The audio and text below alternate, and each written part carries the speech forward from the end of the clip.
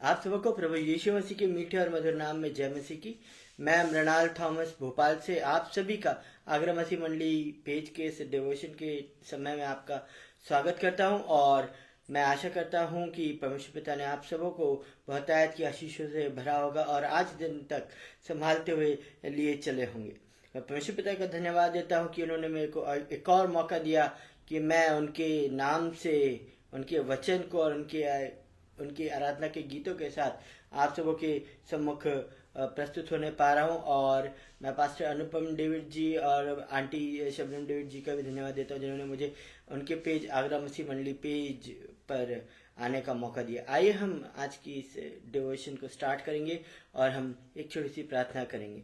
दयालु स्वर्गीय पिता, हम आपको लाख लाख धन्यवाद देते हैं आज के इस दिन के लिए कि आपने हमें जीवितों की भूमि पर रखा और खा के मिलने न दिया और एक और मौका दिया कि हम इस सांझ की बेला में आपके सम्मुख आपकी उपस्थिति में आने वाले हो सके।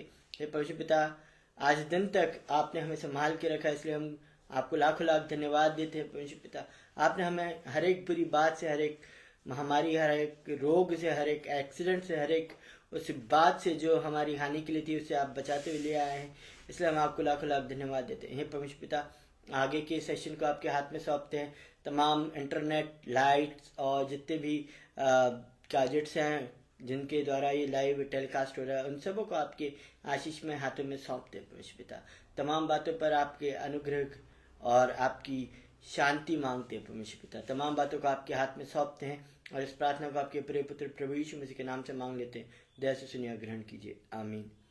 आइए मेरे प्रियो, हम कुछ गीतों के साथ परमेश्वर पिता की आराधना करेंगे और मैं आशा करता हूँ कि ये सभी गीत आप सबों को बखूबी आते होंगे।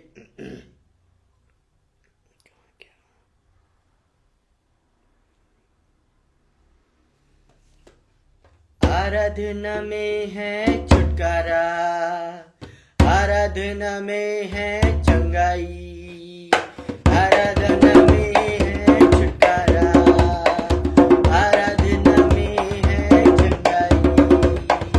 शरीर प्राण आत्मा में शांति आनंद देता है, जान से भी प्यारा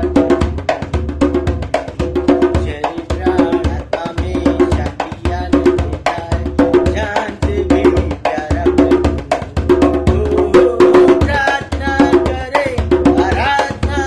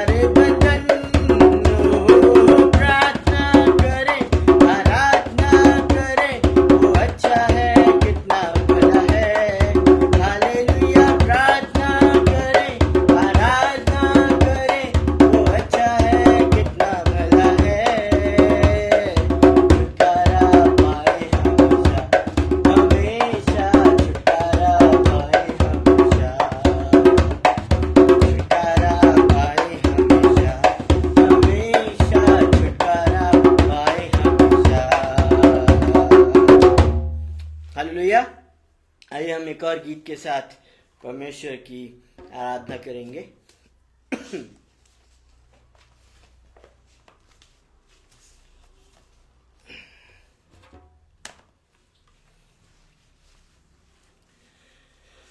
सियोन देश हमारा है देश, रहते हैं हम परदेश,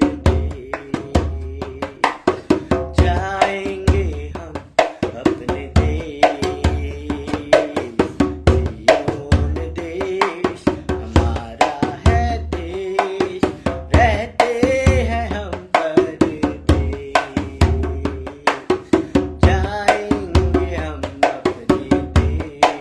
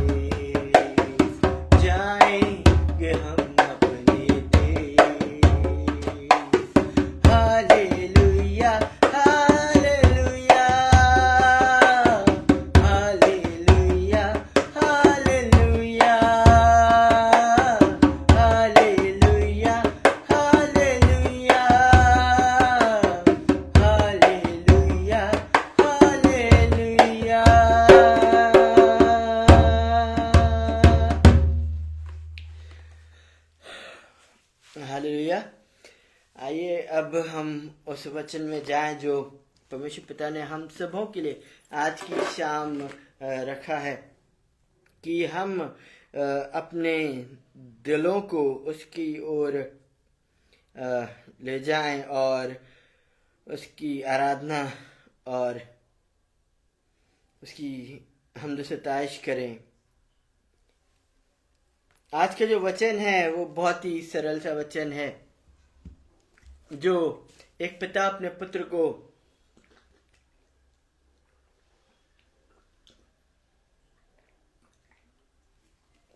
सीख देता है।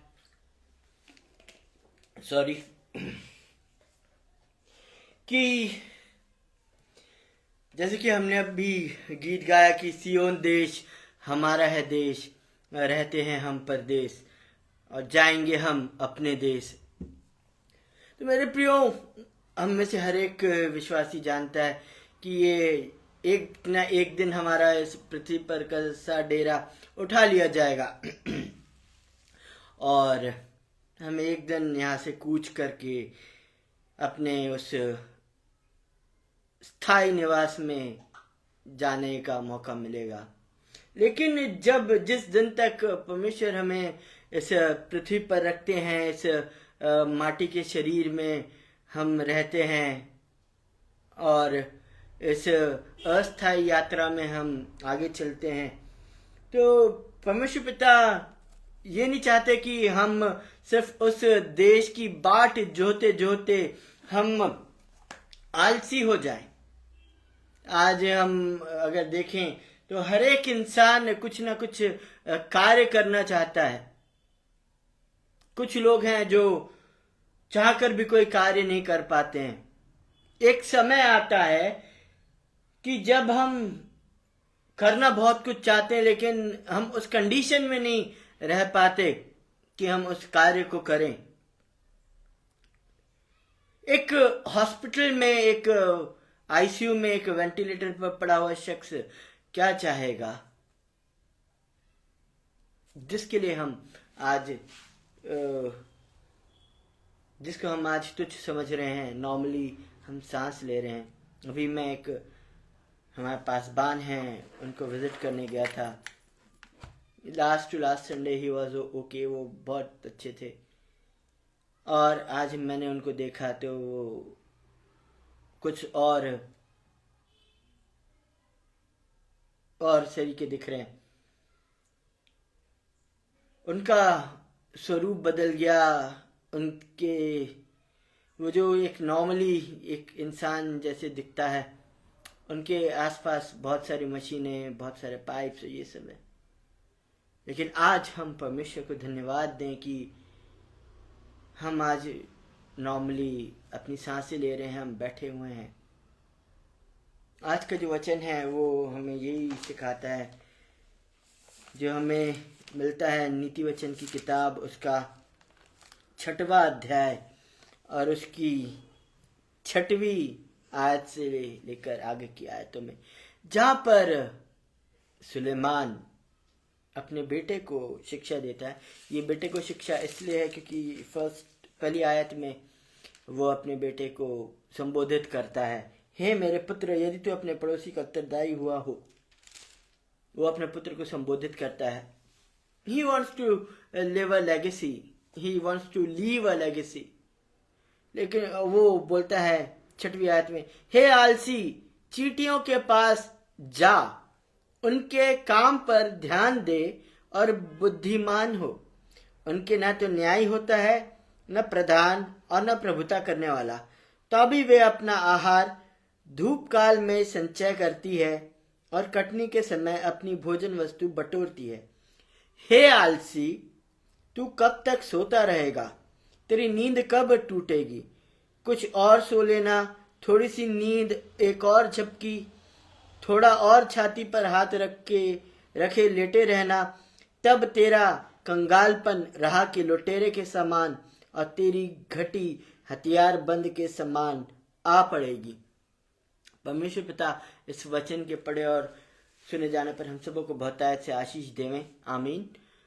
वे ये एक सीख है जो एक सबसे बुद्धिमान व्यक्ति जिसने परमेश्वर से बुद्धि मांगी है, अब वो उस बुद्धि का जो बुद्धि की जो सीख है वो अपने बेटे को वो आगे ट्रांसफर करता है।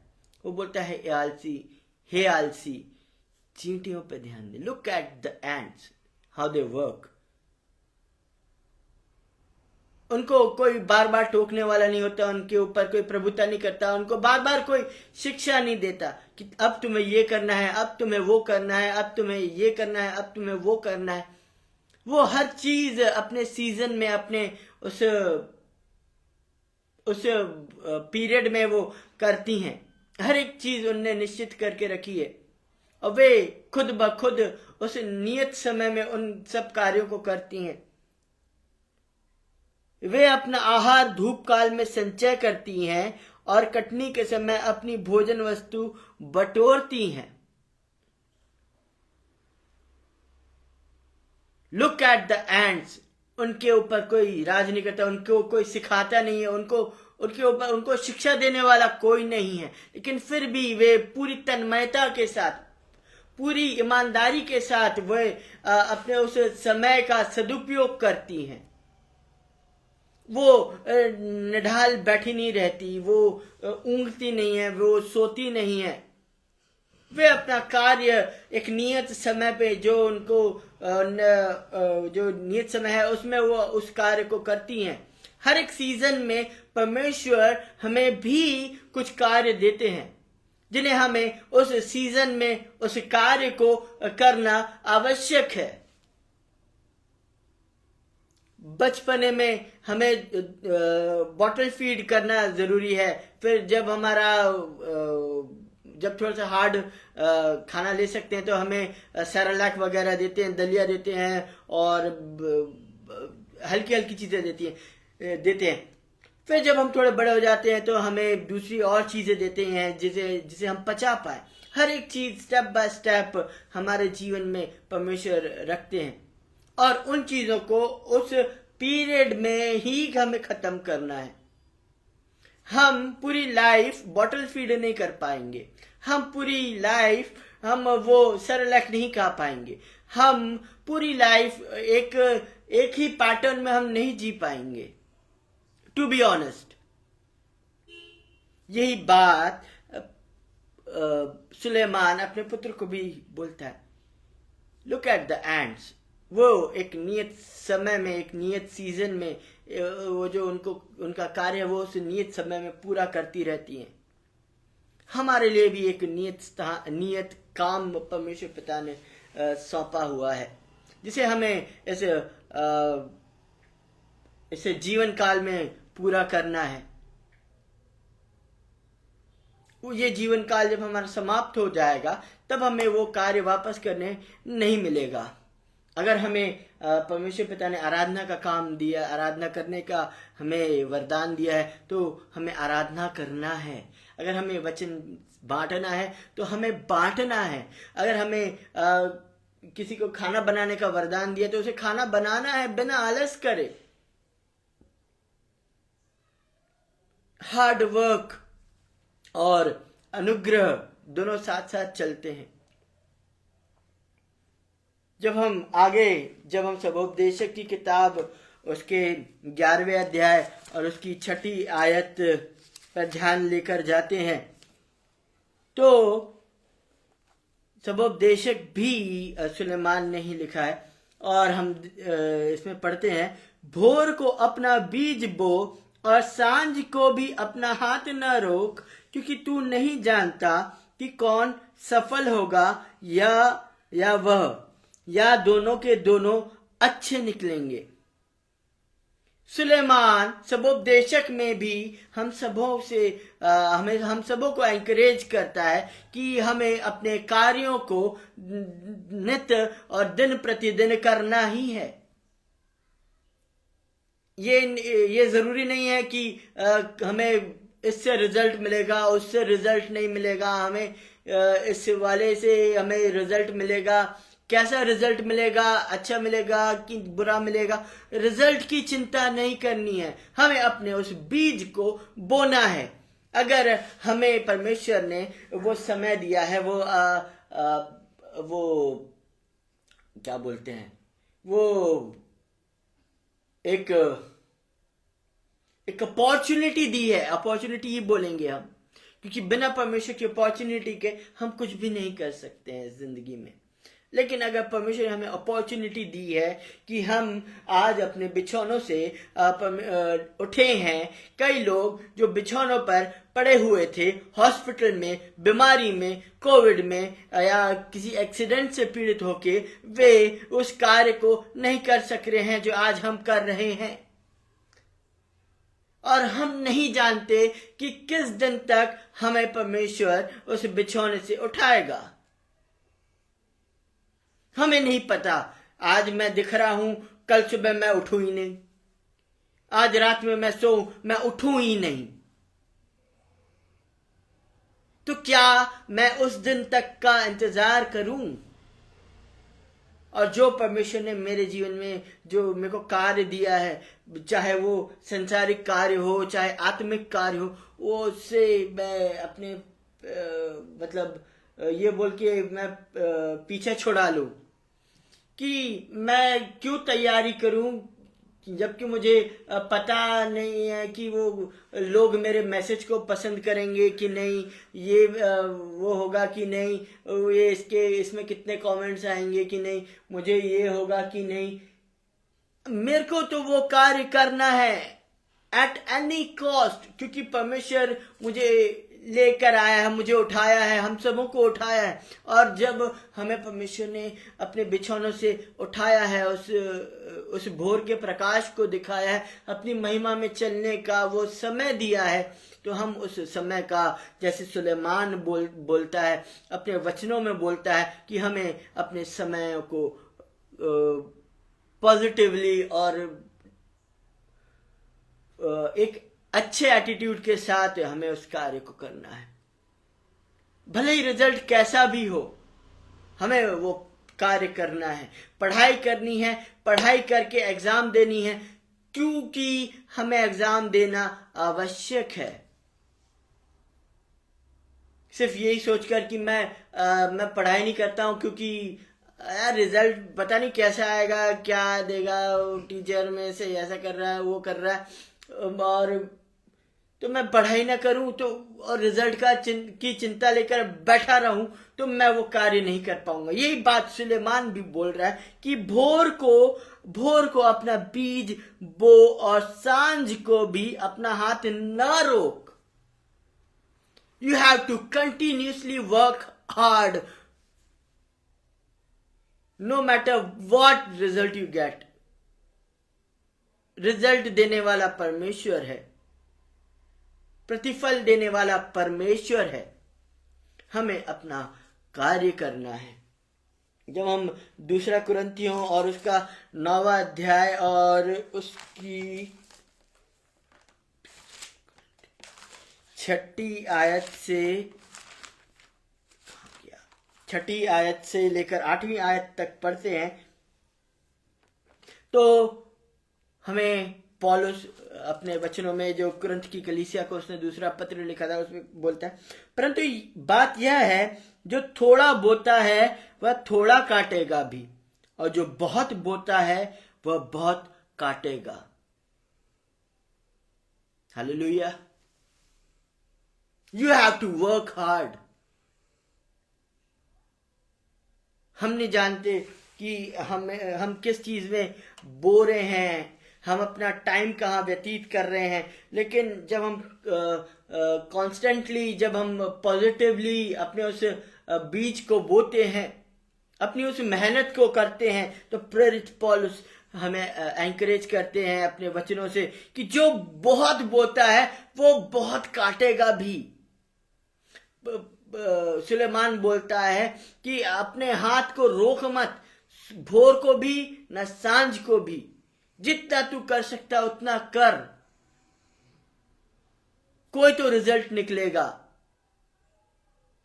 और प्रेरित पौलुस भी हमें आज की शाम एनकरेज करते हैं कि हमें अपने बीज को बोना है, हमें अपनी मेहनत को करना है, हमें रिजल्ट की चिंता नहीं करनी है। क्यों? क्योंकि हमें परमेश्वर ने अपॉर्चुनिटी दी है वो कार्य करने के लिए।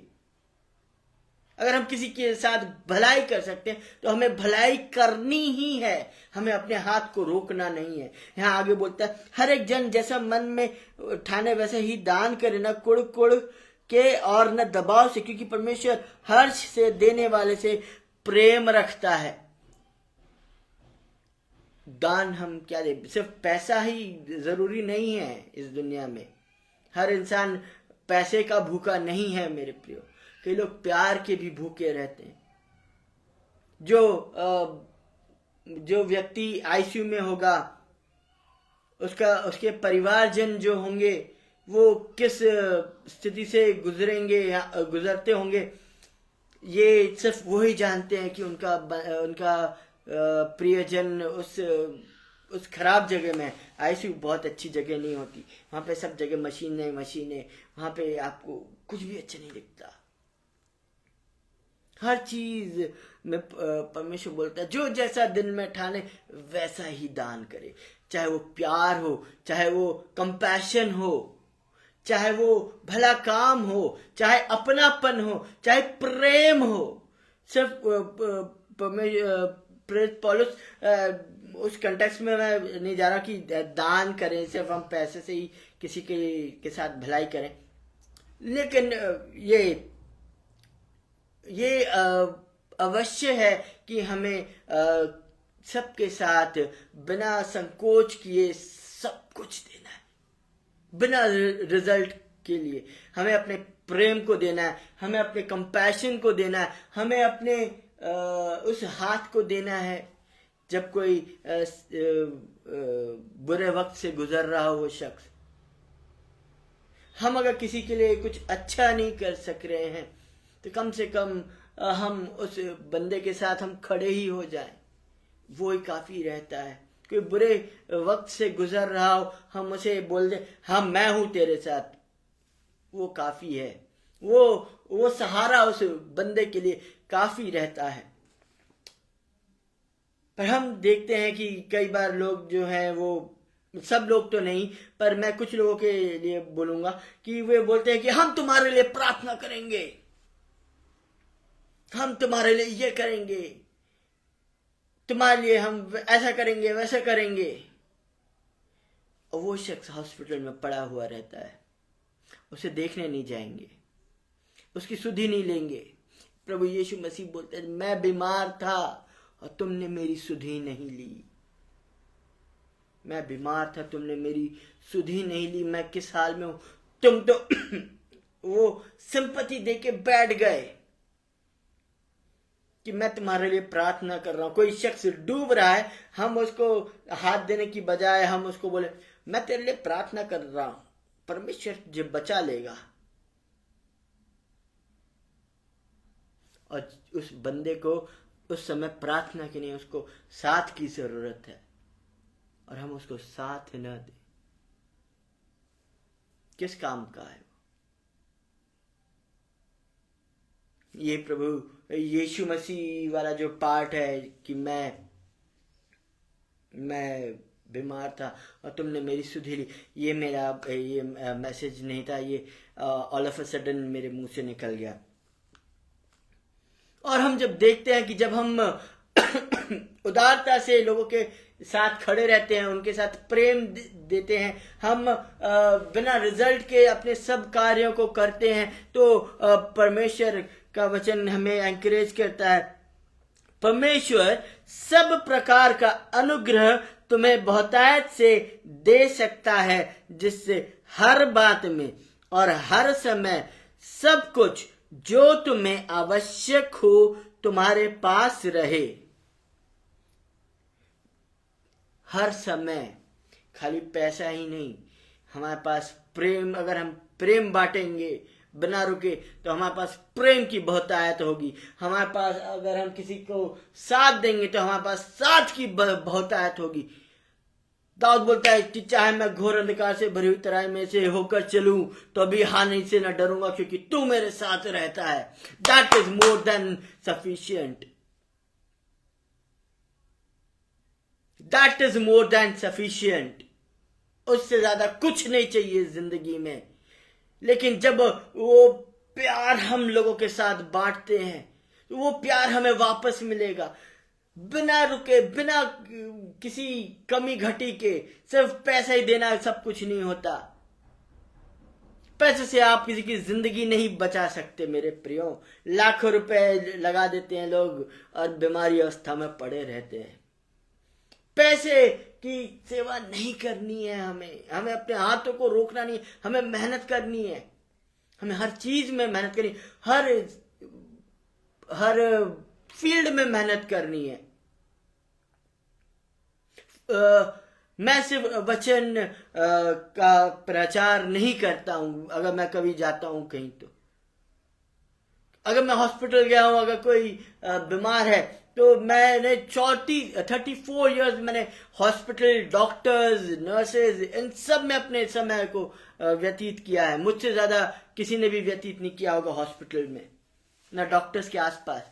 और उस समय को मैं बड़ी बात नहीं कर रहा, मैंने उस समय को यूटिलाइज किया। मैंने सीखा है, हर चीज सीखी है, पढ़ पढ़ के सीखी है। मैं रात के 2-3 बजे सोता हूं और मैं उस समय तक पढ़ता हूं। और जब मेरे साथ भी ऐसा समय आया जब मैं हैंडीकैप्ड फील कर रहा था कि ये चीज मेरे को नहीं पता, ऐसा है वैसा। वो चीज मैंने पढ़ी, मैंने कार्डियोलॉजी पढ़ी। एक बुक नहीं, 3-4 बुक, वो 5-5 हजार पन्ने की बुक है। एक यहाँ पढ़ी हुई है और बाकी 2 मेरे पास मेरे आईपैड में। मैंने पढ़ा है, मैंने बहुत कुछ पढ़ा है। और जब मैंने वो पढ़ा है और वो जब उस सब चीज़ों से मैं गुजर चुका हूँ, उन सब चीज़ों को सीखा है मैंने, तो मैं उस चीज़ को लोगों के साथ बांटता हूँ। और जब मैं बांटता हूं तो लोग मुझे बोलते आप डॉक्टर हो, आप ये हो, आप करते क्या हो? मैंने बोला मैं कुछ नहीं करता। ये सबसे बड़ी बात है कि ये बोलना कि मैं कुछ नहीं करता, क्योंकि परमेश्वर सब कुछ करता है, मैं कुछ नहीं करता। और जब मैं किसी बीमार को देखने जाता हूं तो मैं उसकी रिपोर्ट पलटने लगता हूँ, बातें करने लगता हूँ, ये डायग्नोसिस, ये वो सब वो करता हूँ। और जब मैं उस चीज को बांटता हूँ तो वो बहुतायत से वापस मेरे पास वो भर रहा है, वो भंडार भर रहा है हर चीज में, हर फील्ड में। जैसे कि अभी परमेश्वर का वचन कहा कि परमेश्वर सब प्रकार का अनुग्रह तुम्हें बहुतायत से दे सकता है, जिससे हर बात में और हर समय सब कुछ जो तुम्हें आवश्यक हो तुम्हारे पास रहे।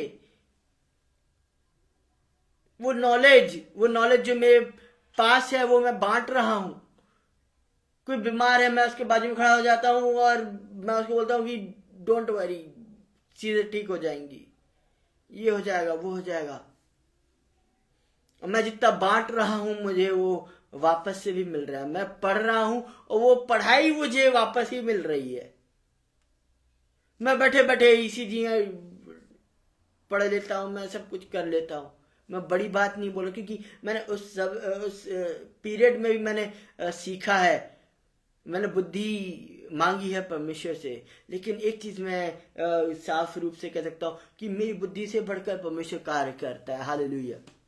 आगे की जब हम आयत में देखते हैं, वहां परमेश्वर का वचन कहता है, और हर भले काम के लिए तुम्हारे पास बहुत कुछ हो। और हर भले काम के लिए, बुरे काम के लिए, हर भले काम के लिए तुम्हारे पास सब कुछ हो, बहुत कुछ हो। सिर्फ पैसा बांटना जरूरी नहीं है, हर चीज पैसे से नहीं होती। प्यार की जरूरत है, सहारे की जरूरत है और कंपैशन की जरूरत है। जितना ज्यादा हम बोएंगे उतना ज्यादा प्रेम, उतना ज्यादा कंपैशन, उतना ज्यादा अपनापन, उतना ज्यादा अनुग्रह, जितना हम ये सब बांटेंगे उतना ही ज्यादा वो हमें मिलेगा। ये नहीं पता कब मिलेगा, पर हाँ एक ना एक दिन मिलेगा और यकीनन मिलेगा। और जब हम इस संसार की यात्रा में हम आगे बढ़ते हैं, हम अपने हाथों को पीछे ना खींचे, हम अपने हाथों को पीछे ना खींचे। जब परमेश्वर हमें किसी बात के लिए बोलते हैं तो हम रुके ना, हम उस बात को अपने तक ही सीमित ना रखें,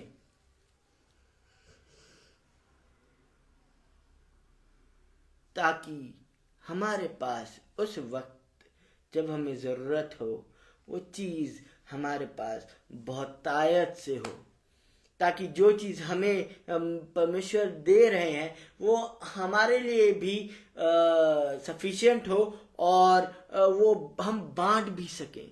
जैसे दाऊद बोलता है, मेरा कटोरा उमड़ रहा है, उमड़ रहा है।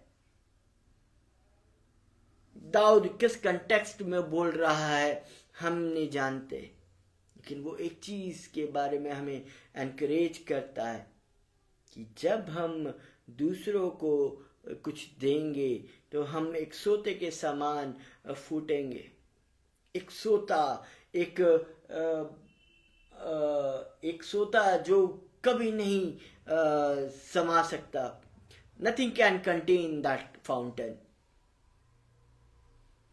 यस, ओवरफ्लोइंग फाउंटेन हो जाएंगे अब, ताकि हमारे पास भी रहे और हम उसे बांट भी सकें। खाली पैसा ही नहीं, पर जो प्रेम हमें चाहिए, हम वो प्रेम भी बहुतायत से हम रिटर्न में परमेश्वर से लेंगे और वो प्रेम हम दूसरों के साथ भी बांटेंगे। इसीलिए हमें आज की शाम परमेश्वर की ये दोनों दास एनकरेज करते कि हमें अपने हाथ को कभी पीछे नहीं खींचना है। और अंतिम आयत जो परमेश्वर का दास पौलुस कुलुसियों की कलीसिया को लिखता है, कुलोसियंस 2, कुलुसियों की किताब उसका 3 अध्याय और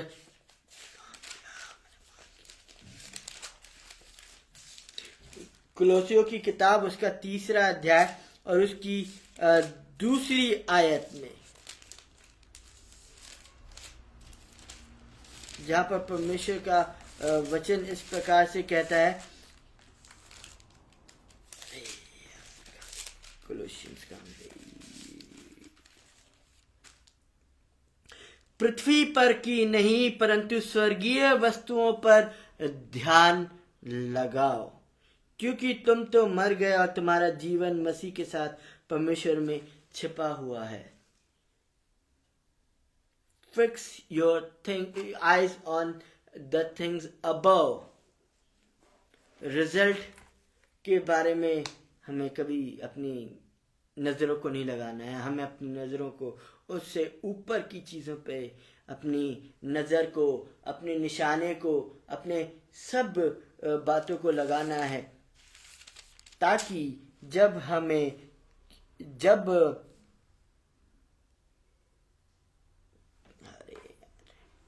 जिससे हर बात में हमारे पास हर समय वो सब कुछ हो जो हमें आवश्यक है। हमें अपने हाथ को कभी रोकना नहीं है। हमें कॉन्स्टेंटली जो कार्य परमेश्वर ने हमें इस पृथ्वी के डेरे पे दी है, हमें वो करनी है और वो चीजें हमें बांटनी है। जब हम अपने उस कार्य को करेंगे और अपने हाथों को कभी रोकेंगे नहीं, तो हमारे पास हर चीज की बहुतायत रहेगी। पैसा नहीं है कोई बात नहीं, परमेश्वर है, काफी है। आकाश के पक्षियों को देखो, वे न तो बोते हैं, न काटते हैं, न खत्तों में इकट्ठा करते हैं, फिर भी आकाश में का परमेश्वर उन्हें खिलाता है। हमारा मूल उनसे कहीं अधिक है। तो जब हम अपने उन कार्यों के द्वारा जो परमेश्वर ने हमें इस पृथ्वी पर के डेरे पर करने के लिए भेजा है, जब हम उसको पूरी ईमानदारी से उस कार्य को करेंगे तो निश्चय ही बिना रिजल्ट की परवाह करे अगर हम उस कार्य को करेंगे तो निश्चय ही हमें एक नियत समय पे वो फल वापस मिलेगा।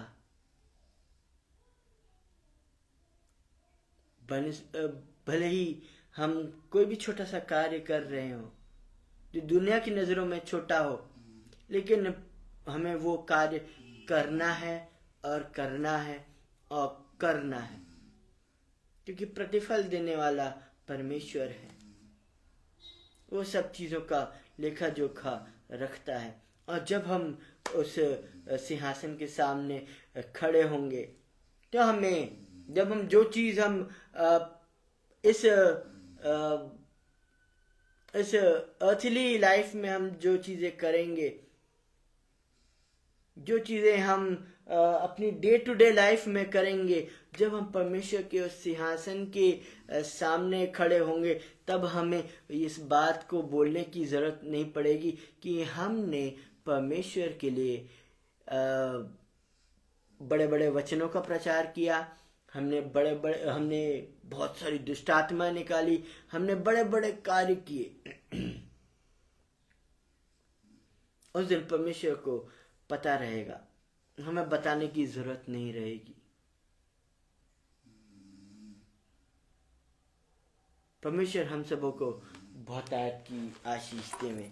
आइए हम प्रार्थना करेंगे। हे दयालु स्वर्गीय पिता, हम आपको लाख लाख धन्यवाद देते हैं इन वचनों के लिए जो आपने सांझ की बेला में हमारे लिए रखे थे। हे परमेश्वर पिता, हमें ऐसी सामर्थ्य दीजिए कि हम अपने हाथों को कभी ना रोके। परमेश्वर पिता, जो कार्य आपने हमें इस संसार में देकर भेजा है उसे हम दिन प्रतिदिन और नित्य हम उस कार्य को करने वाले हो सके। परमेश्वर पिता, अगर आपने हमें भलाई का कार्य करने के लिए भेजा है तो परमेश्वर पिता हम वो बिना रुके हम उस भलाई के कार्य को करें परमेश्वर पिता, ताकि हमारा नाम नहीं परंतु आपका नाम महिमा पाए, ताकि लोग जाने कि हम आपके लोग हैं, हम आपकी संतान हैं, हम आपके पुत्र और पुत्रियां हैं, हम आपके पीछे चलने वाले लोग हैं। हे परमेश्वर पिता, जितने भी लोग बीमार हैं और हॉस्पिटल में हैं और नाना प्रकार के स्थान में हैं परमेश्वर पिता, उन सबों के ऊपर आपके चंगाई का हाथ मांगते हैं परमेश्वर पिता, ताकि परमेश्वर पिता वे जल्द से जल्द चंगे होकर आपके उस भवन में पहुंचने पाए परमेश्वर पिता, और आपकी उस कलीसिया में आपके उन लोगों के बीच में एक खंबे के रूप में खड़े हो जाए परमेश्वर पिता। परमेश्वर पिता, तमाम बातों को आपके हाथ में सौंपते हैं परमेश्वर पिता। पास्टर अनुपम डेविड जी, आंटी शबनम डेविड जी को, उनके परिवार को, उनके घराने को हम आपके सामर्थी हाथों के नीचे लाते हैं परमेश्वर पिता। जब वे इस आगरा मसीह मंडली के इस पेज के द्वारा उस सेवा के कार्य को कर रहे हैं परमेश्वर पिता, जिससे बहुतेरों के बीच में आपका वचन पहुंच रहा है परमेश्वर पिता। परमेश्वर पिता, ऐसा होने दीजिए कि वे अपने उस प्रतिफल को कभी ना खोने पाए परमेश्वर पिता, जो आपने अपने सेवकों के लिए रखे हैं परमेश्वर पिता। उन्हें हर एक बात में, हर एक चीज में परमेश्वर पिता उनके पास बहुतायत हो परमेश्वर पिता, ताकि परमेश्वर पिता जब उनके पास हो तो परमेश्वर पिता वे दूसरों के साथ भी बांटें, और परमेश्वर पिता उनके पास किसी भली वस्तु की कमी ना होने पाए परमेश्वर पिता। परमेश्वर पिता, तमाम बातों को आपके हाथ में सौंपते हैं। इस आगरा मसीह मंडली पेज को हम परमेश्वर पिता आपके नाम से ब्लेस करते हैं परमेश्वर पिता, ताकि जितने भी लोग इन वचनों को सुने, इस पेज के माध्यम से इन वचनों को सुने परमेश्वर पिता, वे बहुतायत के रूप में आशीष पाने पाए। परमेश्वर पिता, हम नहीं परंतु आप ही का और सिर्फ आप ही का नाम परमेश्वर पिता जलाल पाने वाला हो सके परमेश्वर पिता। तमाम जितने भी स्पीकर्स आते हैं परमेश्वर पिता, उन सबों के ऊपर आपका सामर्थ्य हाथ मांगते हैं, आपके पवित्र आत्मा का अभिषेक मांगते हैं परमेश्वर पिता, ताकि जब वे आपके उन वचनों को, आपके उन जीवनकारी वचनों को, जीवन देने वाले वचनों को परमेश्वर पिता लेकर आते हैं परमेश्वर पिता, तो परमेश्वर पिता हर एक के उस मन में, उस मट्टी पे परमेश्वर पिता वो बीज बोए जाए और वो फलवंत हो परमेश्वर पिता, ताकि वे एक न एक वे दिन प्रतिदिन बढ़ते जाएं और एक दिन परमेश्वर पिता फलदायी वृक्ष के रूप में खड़े होने वाले हो सके और उनके फलों से के द्वारा लोग आपको जानने पाए परमेश्वर पिता। तमाम बातों को आपके हाथ में सौंपते हैं। आज दिन तक, इस समय तक आप संभालते हुए आए, इसमें परमेश्वर पिता हम आपको कोटि कोटि धन्यवाद देते हैं परमेश्वर पिता, क्योंकि अगर आपकी मर्जी नहीं होती तो हम एक सांस भी नहीं ले पाते। तमाम बातों को आपके हाथ में सौंपते, आने वाले तमाम स्पीकर्स को आपके हाथ में सौंपते परमेश्वर पिता। उन सबों के ऊपर आपका सामर्थ्य हाथ मांगते हैं, ताकि जो भी वचन लेके आए वो पवित्र आत्मा की परिपूर्णता के साथ परमेश्वर पिता वे उस वचन को लेकर आने वाले हो सके। आगे की तमाम समयों को आपके हाथ में सौंपते हुए इस प्रार्थना को आपके प्रिय पुत्र प्रभु यीशु मसीह के नाम से मांग लेते हैं। दया से सुनिए और ग्रहण कीजिए, आमीन। परमेश्वर पिता हम सबों को बहुत तायत से आशीष देवे, आमीन।